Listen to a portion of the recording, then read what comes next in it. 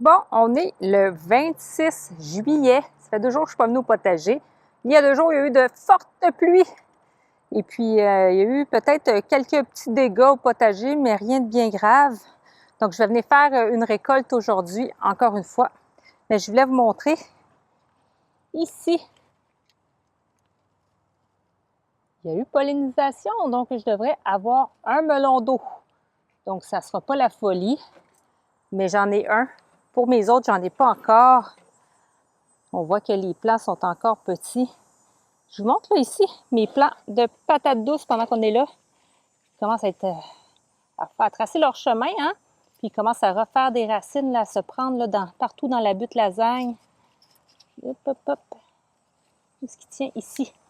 Vous allez voir, mais il y a déjà des racines qui se forment en dessous. Donc, ils se tiennent au sol, ils viennent chercher plus de nourriture de cette façon-là. Donc, j'ai bien hâte de voir à l'automne si on va avoir pas mal de patates douces. Donc, d'ailleurs, en parlant de fortes pluies, quelques dommages, on voit ici mon plant de tomates qui commence à se coucher un petit peu. C'est ce qui est arrivé avec certains plants, notamment un plant de fleurs, là, quelques fleurs qui se sont couchées au sol. Mes plants ici de patates, de pommes de terre, qui se sont un petit peu affaissés. On voit aussi là, que ça manque de tuteur ici pour les tomates. Mon plant ici de tournesol qui a cassé en haut. Donc, le plant, il n'est plus en très bon état, mais il y a des graines en dessous. Donc, voilà. Donc, je vais faire une récolte parce que, bon, ça fait déjà au moins 2 jours. Comme je vous dis, je récolte pas mal aux 2 jours. On va voir ce qu'il y a de nouveau à récolter. Bon. Il y a les concombres. Ça fait un moment que je ne suis pas venue. Mais avant, juste vous montrer, il me reste encore des pois mange-tout que je vais venir récolter. Mais je vais venir enlever mes plants de pois mange-tout parce qu'il n'y a presque plus de fleurs à ce moment-là. Il reste des pois. Je vais venir les récupérer, mais je vais enlever les plants. Alors ici, pour les concombres, il y en a un petit à venir éventuellement ici. Il y en a 2 autres là. J'en ai un ici qui est suffisamment gros. Je vais venir chercher. Voilà. Oh, il y a un camelon énorme ici. On voit ça, c'est un gros format. Quand il devient un petit peu plus jaune, comme ça ici, c'est parce que là, il est suffisamment gros, là. Alors, j'ai un autre concombre à venir ici. Je peux venir le chercher petit comme ça, le laisser grossir un peu. J'en ai un autre à venir. Bon, j'en ai 2 autres là, s'ils ont été pollinisés. Sinon, je ne vais pas les écraser. Je vais essayer. Ah, il y en a d'autres ici. Je suis en train de presque te plier dessus. Ah, il y en a des beaux ici. Puis, il y en a 2 de l'autre côté. Je vais aller les chercher après. C'est des cornichons, donc le format il est correct comme ça. Donc, est-ce qu'il y a des concombres ici? Ah, il y a l'air d'avoir quelque chose ici. Il y en a un petit. Je peux le laisser encore grossir. Surtout allongé, en fait. Petit concombre encore. Puis ici, au sol. Il y en a un ici à venir. Je vais laisser peut-être grossir un petit peu. Il y en a un autre là aussi. Allons voir de l'autre côté de ma clôture à moutons. Donc, ça, c'est les cornichons qu'on voyait de l'autre côté. Je vais les récupérer.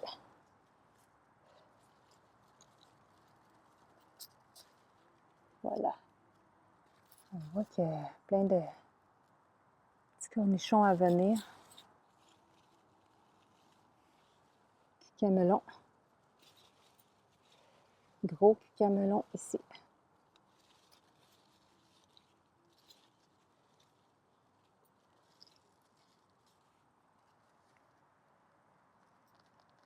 Ici, il est un peu petit. Je vais le laisser encore un peu.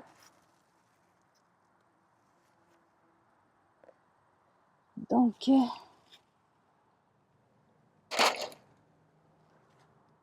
maintenant, allons explorer les tomates en extérieur. Ça, c'est les Sweet 100. Bon, elle est encore un peu trop orange. J'en ai pris une. Je vais enlever cette feuille. Ensuite, ici, on a les poires jaunes. Donc, 2 poires jaunes que je peux venir chercher.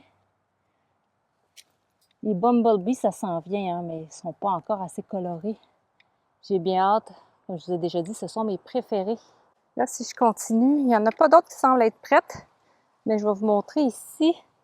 Je pense que c'est les Street German, ceux-là. Donc, je vais avoir des tomates ici. J'ai les mémés de Beauce qui s'en viennent aussi, qui commencent à pousser. J'ai les Valencia. Ici, ce qu'il va falloir que je vienne faire avec mes plants de tomates, c'est de venir enlever du feuillage encore. J'en ai déjà enlevé au pied, mais je vais venir enlever aussi, comme j'ai fait dans la serre, le feuillage autour de mes tomates ici pour laisser plus de soleil entrer. Ça se concentre moins sur la production de feuilles, mais plus sur la production de tomates. Comme on s'en va au mois d'août, ça va être le bon moment pour le faire. Juste vous dire, quand je dis que c'est le moment là, de venir feuiller, on va arriver au mois d'août, c'est parce que, notamment au Québec, là, notre saison est plus courte. Donc, si on veut réussir à avoir suffisamment de tomates et des tomates mûres, rouges, parce qu'ils sont meilleurs quand ils mûrissent sur le plant, alors à ce moment-là, on est mieux de venir mettre les chances de notre côté, de venir feuiller.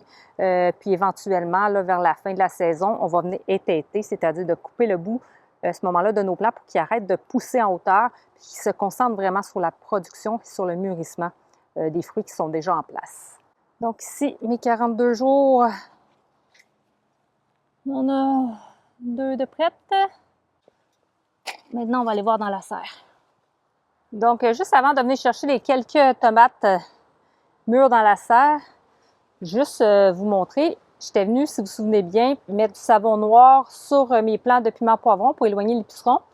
Ça a bien fonctionné. D'ailleurs, là, je ne vois même pas de fourmis aujourd'hui.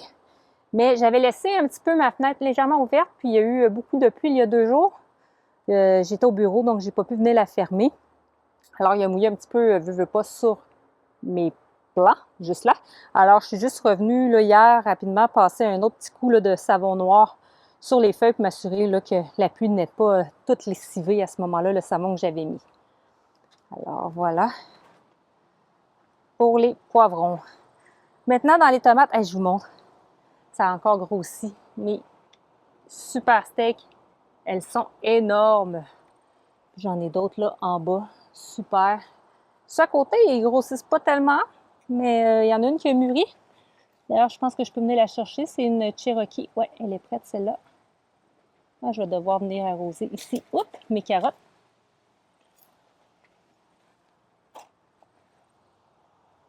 Ensuite, juste ici à côté, on a, elle est bien mûre, les Green Zebra. Puis j'en ai d'autres, là. Ça, c'est mûr. Ça, c'est mûr. Ça, c'est mûr. Déjà 4. La 5e aussi. Donc 5 ici. Et puis juste au côté, les Red Zebra, elles peuvent attendre encore un petit peu. Pas assez mûres, mais ça s'en vient. Les autres tomates ne sont pas encore prêtes. Là, on voit les San Marzano. On a ici les cornes de bouc. C'est pas prêt encore. Mais comme je vous ai déjà dit, c'est souvent le cas pour les grosses tomates. Là, j'ai un bourdon qui se promène ici. Je ne veux pas trop le déranger, mais je vous montre. Il fait bien son travail. On a des concombres comme ça dans la serre. Je vais l'enlever celui-là. Il est jaune hein, parce qu'il touche au sol.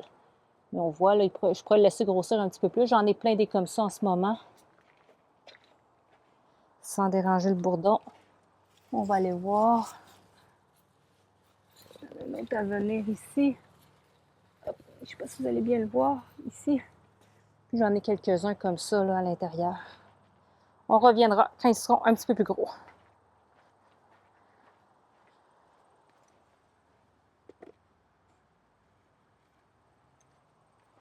Donc, je viens de terminer ma récolte de haricots. Je les ai faites off-cam.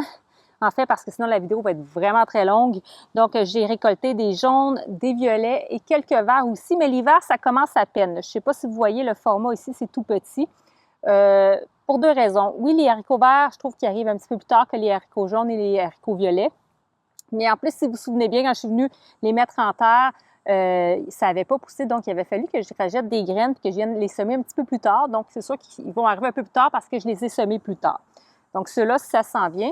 Pour les autres, les plants commencent à s'épuiser. On commence à le voir. Ça fait déjà à peu près peut-être 6 récoltes que je fais déjà.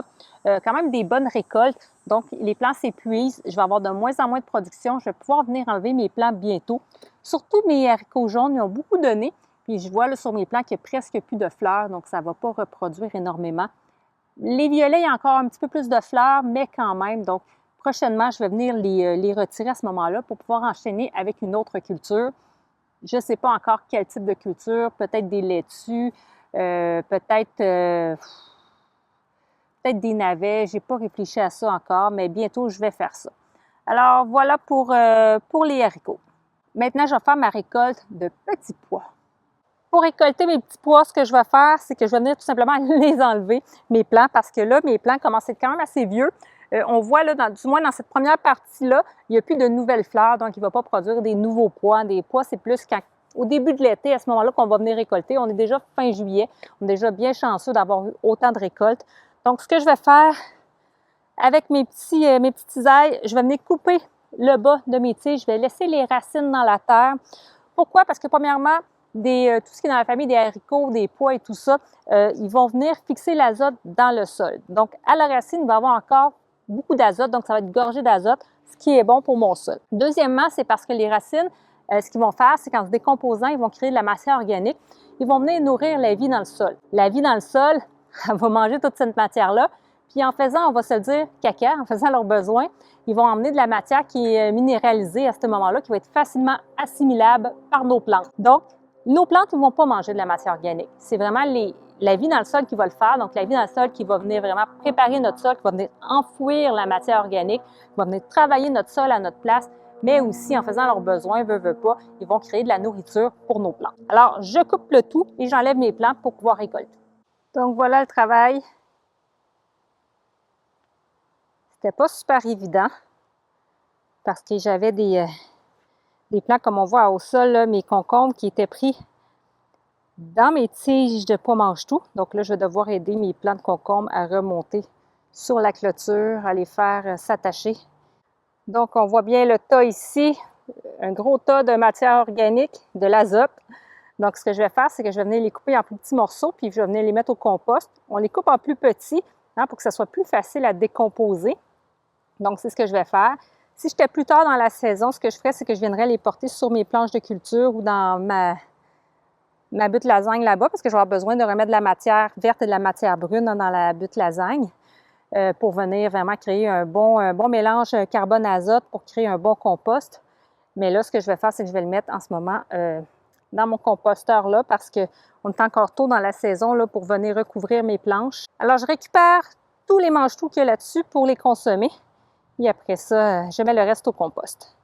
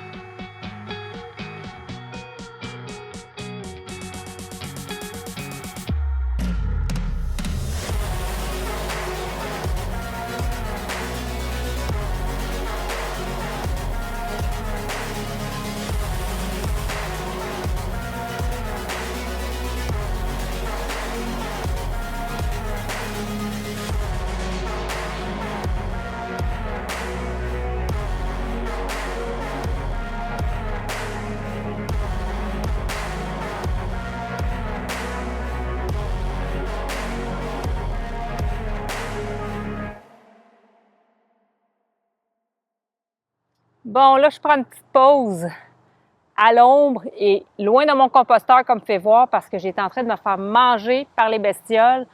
Alors, je voulais prendre un petit peu de temps pour vous expliquer ce que je viens juste de faire. Je sais qu'il y a des abonnés qui m'ont dit qu'ils aimeraient que j'explique un petit peu plus les différentes actions que je fais au potager. Donc, je vais vous expliquer un petit peu le processus du compostage. Bien sûr, j'ai déjà fait des vidéos spécifiques sur le sujet. Alors, si ça vous intéresse, savoir comment faire du compost maison, d'avoir un petit peu plus de détails sur le sujet, finalement, allez voir ces vidéos-là qui sont complètement dédiées à ce moment-là au compostage, qui sont plus de forme tuto. Souvent, là, j'ai commencé à faire ça des vlogs. Pour mes vlogs, c'est plus ce que je fais au quotidien. Je vous emmène avec moi. C'est une formule qui est des vidéos un petit peu plus longues, alors que mes tutos que je fais plus à ce moment-là, la fin de semaine, que je mets plus en ligne le dimanche, c'est plus des explications précises sur différents sujets. Alors, dans le tuto, c'est pour ça que j'explique un petit peu moins ce que je fais, moins de détails à ce moment-là, parce que souvent, j'ai déjà fait des vidéos sur le sujet. Par contre, je conviens que je devrais peut-être un petit peu plus expliquer à ce moment-là quand même, pour ceux qui n'ont pas vu mes anciennes vidéos. Je vais le faire de plus en plus. Là, je tiens compte de vos commentaires. Alors, c'est ce que je vais faire. Juste avant de vous parler du compostage, je vous montre ma récolte de pois mange-tout. Donc, c'est ce qu'il me reste de pois mange-tout. Alors, c'est fini cette culture-là. Je ne sais pas si je devrais en repartir pour l'automne. Je vais y penser. Je dois avouer qu'habituellement, je suis un petit peu plus organisée. Je sais les prochaines étapes, c'est ce que je vais faire. Mais là, honnêtement, je vous le dis souvent, je suis littéralement débordée par le travail. Alors, là, je me retrouve devant, vous pouvez voir, là, mes framboises. Donc, je commence à avoir des framboises. C'est sûr, elles sont excellentes. C'est mes framboises. Plus sérieusement. Donc, ce que j'ai fait, comme vous avez vu, j'ai retiré les pois mange-tout. Par la suite, bon, j'ai enlevé tous les pois mange-tout qui restaient dessus. Bien sûr, je ne veux pas faire de gaspillage. On adore les pois mange-tout. Puis au pire, si on ne les mange pas, on va les blanchir et on va les congeler. Par la suite, je les sors, je fais des sautés avec ça. C'est super bon. Donc, après ça, j'ai coupé en plus petits morceaux les différentes tiges que j'avais.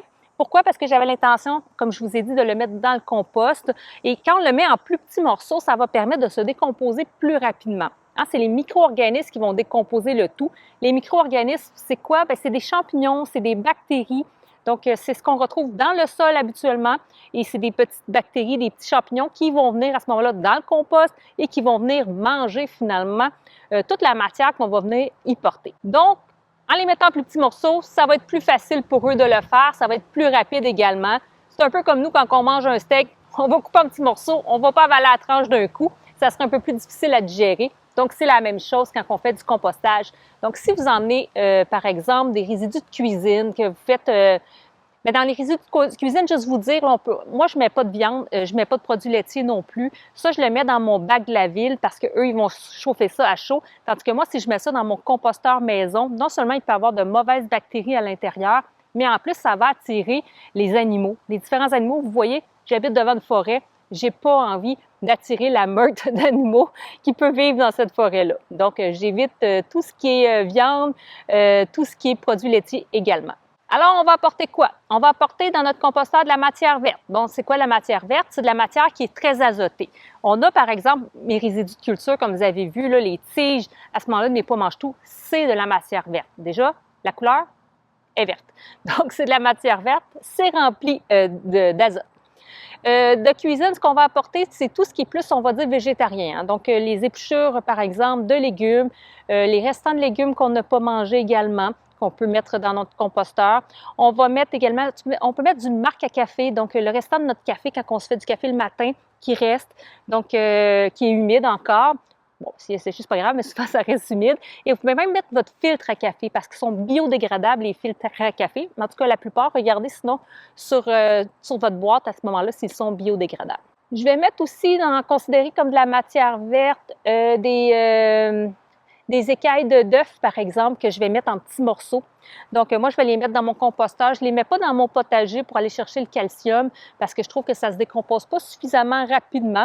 Je ne vois pas de différence quand je le mets directement au potager. Donc, moi, je le mets dans mon composteur. On peut mettre aussi de la tonte de gazon, par exemple. C'est très azoté. Donc, c'est tous des genres de matière verte qu'on peut mettre à ce moment-là dans notre composteur. Mais quand on va venir apporter de la matière verte, comme j'ai fait, vous avez vu qu'après, j'ai apporté une chaudière, une brouette à ce moment-là de feuilles mortes. Donc, pourquoi? Ça peut être de la feuille morte, j'aurais pu mettre de la paille, j'aurais pu mettre du foin, mais comme il ne me reste plus beaucoup de foin, j'économise mon foin. Donc, je prends mes feuilles mortes de l'année passée. Moi, je me fais un petit tas chaque année en arrière de mon cabanon. Je laisse ça se décomposer tranquillement, puis je l'utilise l'année suivante. Donc, il m'en reste un peu, c'est ce que j'ai fait. Vous avez vu que j'avais quelques épines de pin à l'intérieur. Donc, ça, c'est assez acide, là, des épines de pin. Fait que s'il y en a qui craignent là, que mon sol soit trop acide parce que j'utilise des épines de pin, eh bien, pas de problème, parce que j'ai testé mon sol cette année et il est bien neutre, complètement acide. Donc, la plupart des légumes vont aimer quand même un petit niveau d'acidité. Donc, ça ne me stresse pas trop pour mon compost. C'est sûr que je ne mets pas que des épines de pin. J'ai toutes sortes de feuilles, j'ai du chêne, j'ai de l'érable. Donc, tous les feuilles que j'ai finalement chez moi, là, je vais les mettre à ce moment-là. Je ne me gêne pas à les mettre dans mon compost. Donc, on va venir apporter de la matière brune qu'on dit qui sont une matière qui est carbonée. Donc, matière brune, feuilles secs, par exemple, des brindilles d'herbe, pas d'herbe, des brindilles d'arbres, des branches, justement, de la sciure de bois non traitée, très important. On peut mettre aussi du papier journal, par exemple, des faits en morceaux. On peut mettre des morceaux de boîtes de carton, par exemple. Encore là, on le coupe en plus petits morceaux. Hein, on s'entend, on veut des petites bouchées pour nos bactéries, pour nos champignons. Donc, on va venir équilibrer le tout, matière verte, matière brune. L'équilibre qu'on va faire, c'est environ 50-50. Ça peut être un petit peu plus, un petit peu moins, mais 50-50, si vous vous dites ça, ça va bien aller. Donc, dès que j'apporte de la matière verte, j'apporte de la matière brune. La matière brune, c'est souvent la matière qu'on a le moins. Donc, si vous êtes capable de vous en faire une petite récolte finalement, là, une petite réserve, comme ça, quand vous venez apporter vos résidus de cuisine, bien, vous mettez une petite poignée de feuilles en même temps, puis à ce moment-là, ça va faire cet équilibre-là. Maintenant, comme je vous ai dit, ce que ça prend pour décomposer rapidement, ça prend des bactéries, ça prend des champignons. Et pour que les champignons et les bactéries puissent bien faire leur travail, ça leur prend ce fameux mélange-là 50-50, bien entendu. Mais ça leur prend aussi de l'oxygène, comme n'importe quel être vivant, ça prend de l'oxygène. C'est pourquoi que quand je suis venue mettre après mes feuilles, j'ai pris ma fourche puis je suis venue brasser mon compost. Comme ça, en mélangeant le tout, ça permet de bien aérer. Donc, c'est une des raisons pour lesquelles je le fais. Donc, retourner régulièrement son compost, c'est une bonne solution. J'ai aussi, moi, un composteur que je peux rouler. Donc, ça, c'est encore plus facile. Je peux le rouler à chaque fois que je remets de la matière, je roule. C'est beaucoup plus simple. Mais à ce moment-là, c'est un petit composteur. Je ne peux pas composter tout ce que je veux composter. Il est trop petit. C'est pourquoi je préfère et que je me suis construit un nouveau composteur. Ensuite de ça, vous avez vu que j'ai apporté de l'eau dans mon compost. Je ne le fais pas à chaque fois que j'apporte, en fait, de la matière. Là, j'ai apporté beaucoup de matière, donc je l'ai fait. Mais c'est pourquoi? Parce que ces bactéries-là vont avoir besoin d'humidité aussi. Donc, on veut que notre compost soit toujours un peu comme une éponge essorée, donc la texture environ. Si c'est trop sec à l'intérieur de notre composteur, bien, les bactéries ne vont pas faire leur travail. Donc, il faut ramener de la matière humide. À ce moment-là, ça va se décomposer beaucoup plus rapidement. Vous avez vu le composteur que j'ai fait. D'ailleurs, j'ai une vidéo, si vous voulez la consulter, c'est moi qui l'ai construit, mon composteur, de comment j'ai construit mon composteur avec des palettes de bois. Donc, une façon simple de faire. J'ai été capable de le faire moi-même, donc c'était relativement simple.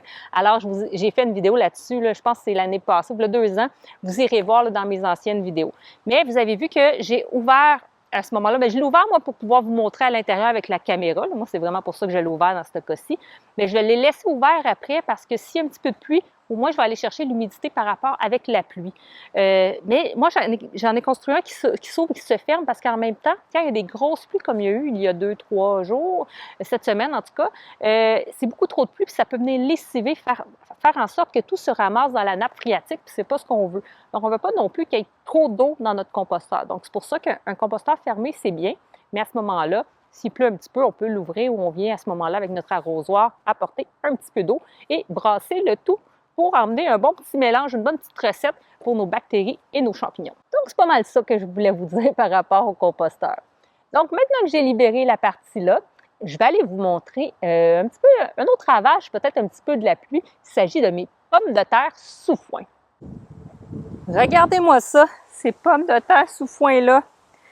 Tout ça, c'est rendu jaune, ça commence à s'assécher. Là, il y a 2 choses. Soit que mes pommes de terre sont rendues presque prêtes. Hein? Ils ont commencé à jaunir puis sécher. Ils ne sont pas 100% prêtes, je pourrais les laisser. Mais moi, je vais venir les chercher en pommes de terre nouvelles, ça, c'est certain. Donc, je vais venir les retirer, venir les chercher. Ou soit qu'ils ont manqué d'eau, hein, parce que je les ai un petit peu plus négligées ici. Ça se peut que ce soit asséché, manque d'eau. Mais honnêtement, je pense que c'est juste qu'il commence à sécher puis à s'en venir quand même assez près. Donc, ce que je vais faire, c'est que je vais venir récupérer tous les pommes de terre qui sont sous le foin. Ceux ici dans le sable, je pense que je vais les faire aussi pour tout de suite pouvoir comparer entre sous foin et dans le sable juste à côté. Par contre, les pommes de terre que j'ai sous terre sont encore super, le feuillage est encore très vert, donc je ne vais pas venir les retirer tout de suite. À ce moment-là, je referai après ça une autre vidéo, puis je viendrai quand même mettre les deux vidéos ensemble pour comparer dans la terre versus sous foin, pour savoir la quantité à peu près, la grosseur des pommes de terre, la différence. Cela dit, je sais que ça vous tente, je sais que ça vous parle, je sais que vous êtes curieux, mais je ne vais pas faire ça maintenant. Je ne vais pas faire ça, en fait, dans cette vidéo, parce que je pense qu'elle va être déjà très longue, cette vidéo-là. Je suis même déjà en train de me dire, est-ce que je vais faire une partie numéro 1, une partie numéro 2? D'ailleurs, il y a un abonné qui c'est ce qui m'a suggéré quand mes vidéos sont un petit peu plus longues. Peut-être que je ferai ça, je vais regarder ça au montage, mais je vais récupérer ça, puis je vais vous faire une vidéo spéciale récolte de pommes de terre sous foin. Ouais, je pense que c'est ça que je vais faire. Oh là là! Et regardez-moi ça. La belle fraise. Hey, je me gâte.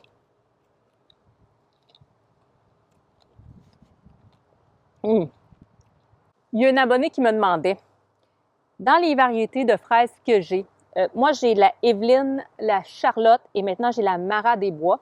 Je suis quand même surprise, la Mara des Bois fait vraiment des très petites fraises, très bonnes, mais très petites.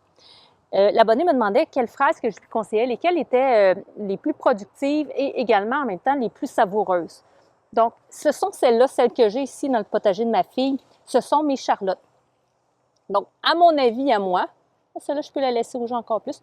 À mon avis, à moi, les Charlottes, dans les 3 variétés que j'ai, ce sont les plus productives et les plus goûteuses.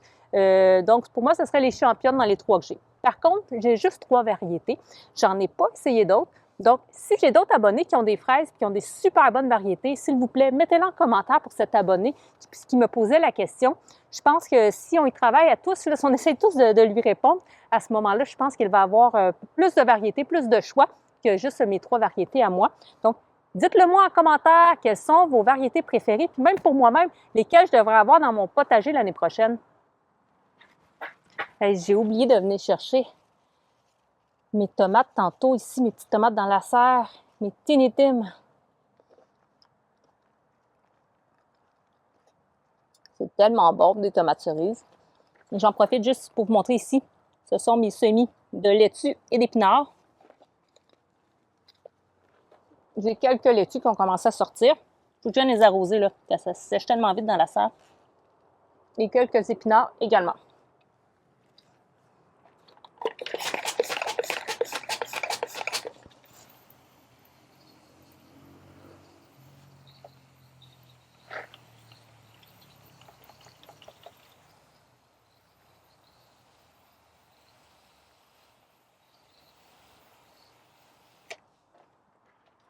Puis, dernier petit point dans la serre, j'ai mon plant ici de piment olive noire. Donc, on voit les premiers piments olive arriver. Oh, les fleurs sont tellement belles, les petites fleurs mauves là, comme ça. Je vais juste faire ça comme ça pour polliniser les fleurs, justement. On voit que ça s'en vient. Ils arrivent un petit peu plus tard que mes autres types de piments, mais ils sont là. J'ai tellement hâte d'y goûter. Il paraît qu'ils sont vraiment très piquants. Le niveau, à ce moment-là, sur l'échelle de Scofield est très, très, très élevé. Donc, j'ai hâte de voir. Parce que juste mes piments habanero qui sont dans mon bac surélevé en ce moment, ça sont déjà très piquants. Il paraît que ceux-là sont encore plus piquants. Bon, je pense que j'ai fait le tour de ce vlog. J'espère que vous avez apprécié. Merci beaucoup d'avoir visionné. Si jamais vous avez des questions, n'hésitez pas à me les mettre en commentaire. Ça me fait toujours plaisir de vous répondre. Soit que je vous réponde directement dans les commentaires. Parfois, c'est un peu long. J'en suis désolée. Mais sinon, souvent, je vais y répondre directement dans une vidéo. Comme ça, les autres abonnés vont pouvoir bénéficier de la réponse également. Puis, n'hésitez pas à me laisser un petit pouce quand vous passez par ici. Ça ne vous coûte rien. C'est un geste qui est simple. Mais pour ma chaîne, c'est beaucoup. Ça va vraiment permettre à ce que ma chaîne soit de plus en plus proposée sur YouTube avec l'algorithme. Ça va fonctionner vraiment avec mon nombre d'abonnés, le nombre de vues, le nombre de pouces, le nombre de commentaires. Donc, vous voyez un petit peu le principe. Alors, si vous avez envie de m'encourager, à ce moment-là, laissez-moi un pouce, laissez-moi un commentaire. Si vous n'êtes pas abonné, faites-le, ça ne coûte rien. En plus de ça, si vous enclenchez la cloche, vous allez être informé de mes prochains contenus. Alors, merci à vous tous. Je vous dis, prenez soin de vous. À la prochaine. Au revoir.